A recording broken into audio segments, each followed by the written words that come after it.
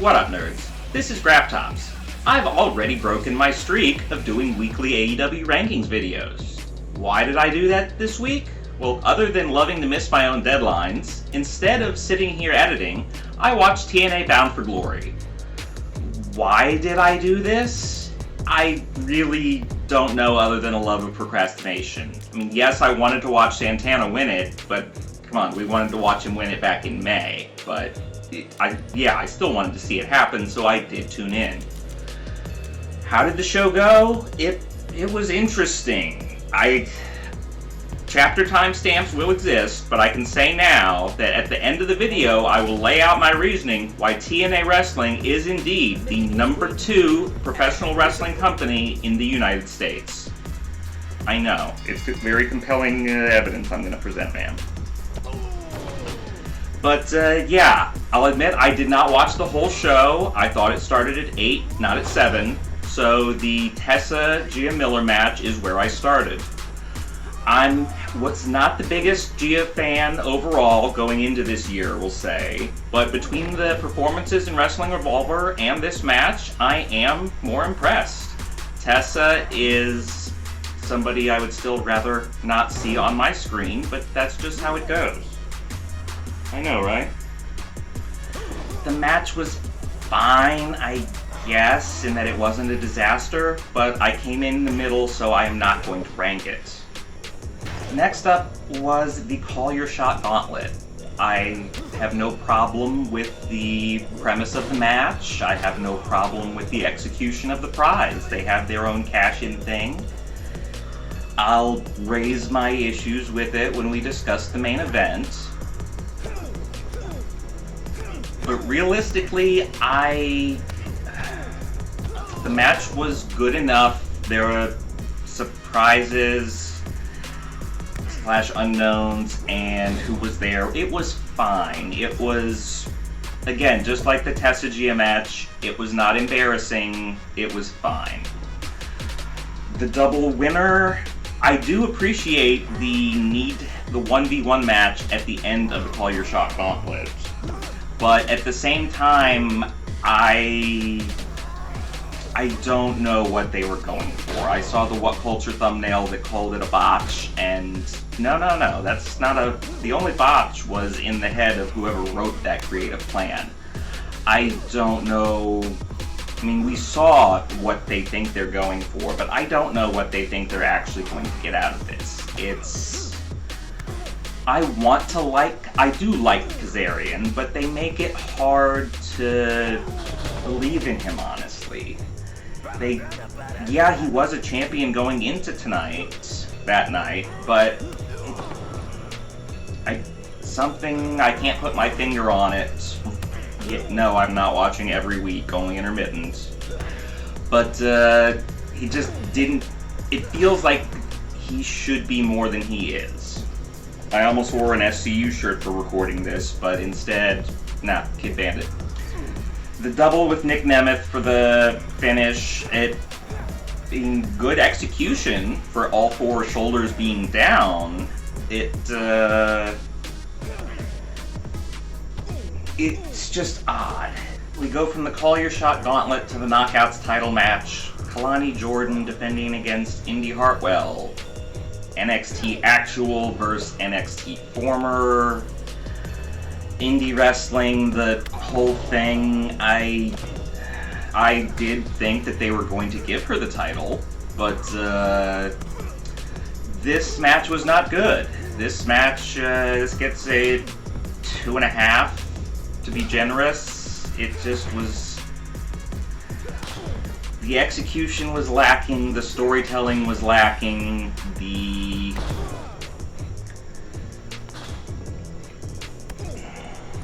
as uncertain as she is in setting down is how uncertain some of the moves were in the match. It just did not compel me on either side, and I was just glad when it was over and that nobody got hurt. Next, the Hardcore War, the System, and Mustafa Ali's Order 4. I wanted to like this match. When I live posted through TNA a few weeks ago, Order 4 in the main event, I said, make me believe. And they gave me some hope. But the stable just doesn't feel enough.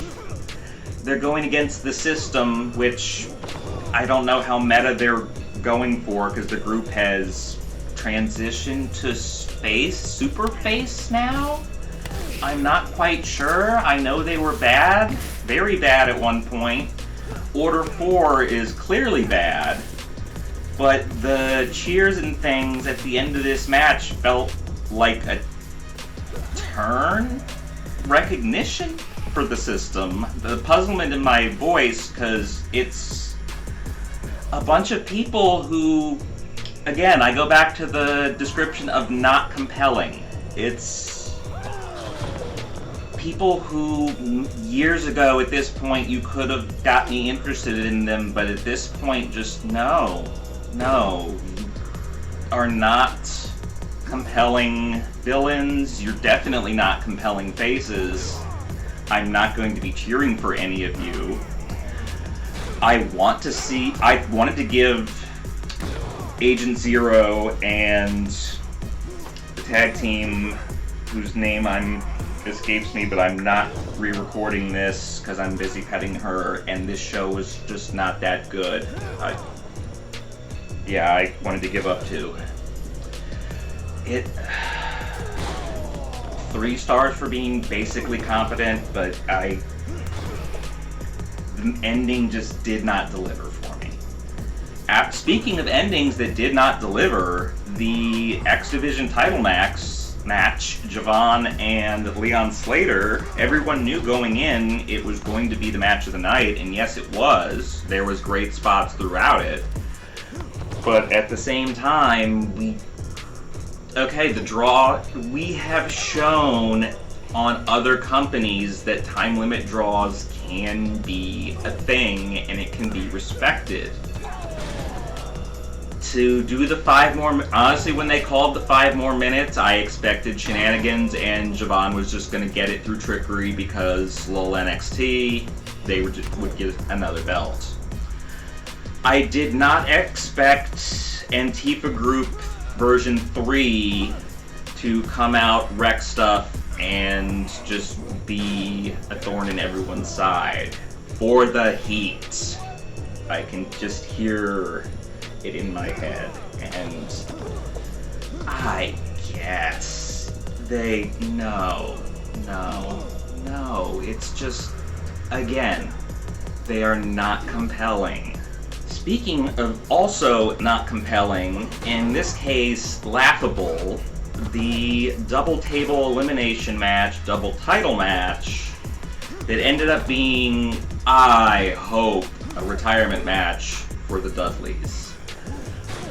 I remember the last TNA taping that we went to when they kept playing Bully's music through his match so the please retire chants wouldn't be heard, because Tommy Dreamer got a bunch of them that night beforehand. Matt and Jeff, they did their things, they waddled around the ring. I want them to have healthy lives, what can still be of them, so these matches, we just don't really need them.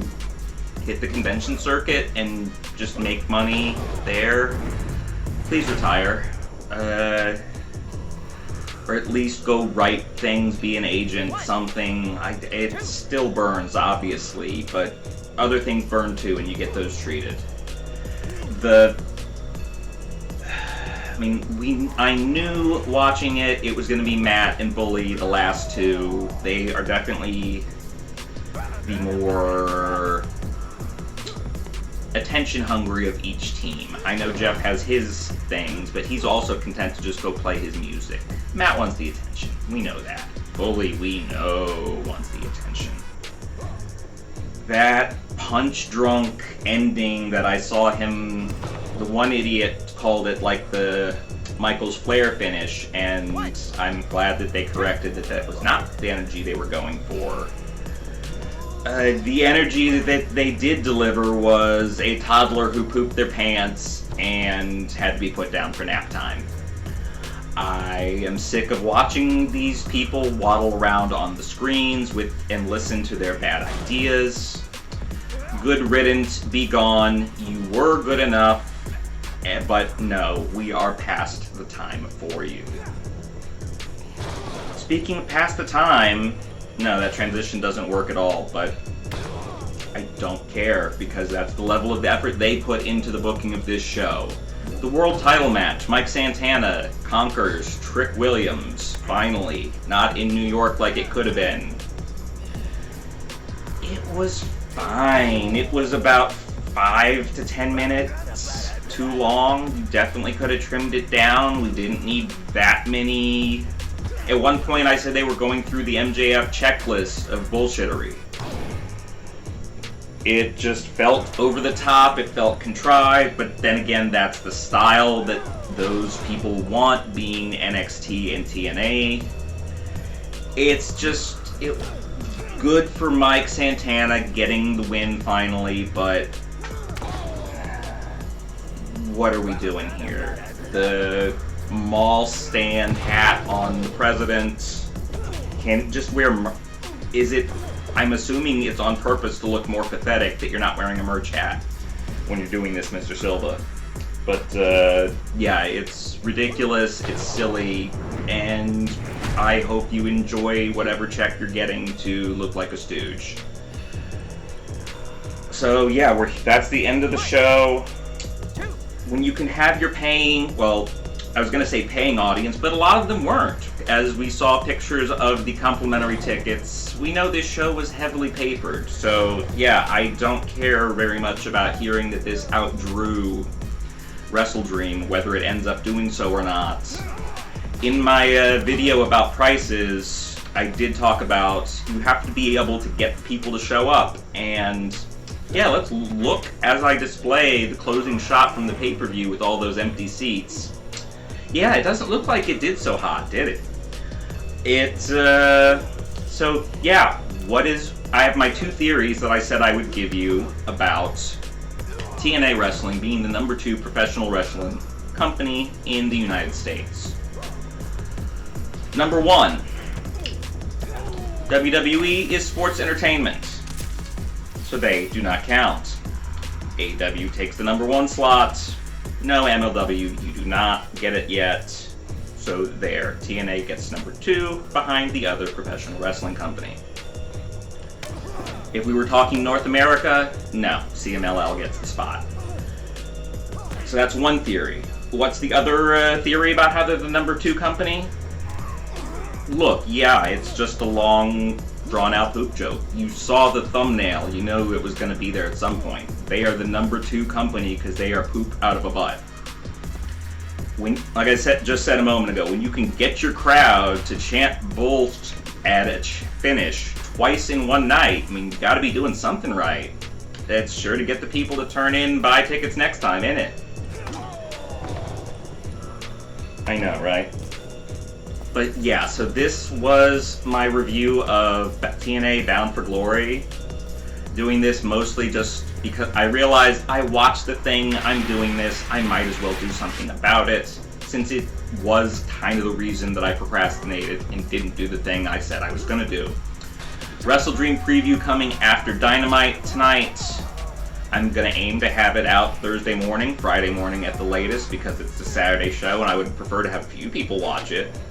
But I will have new rankings after the pay-per-view on Monday, now that we've had plot developments, and honestly, I'll talk about it there, but there was only one real development, because there wasn't plot development over the last week of AEW. But that's not what we're talking about here. This was TNA, how they are floundering.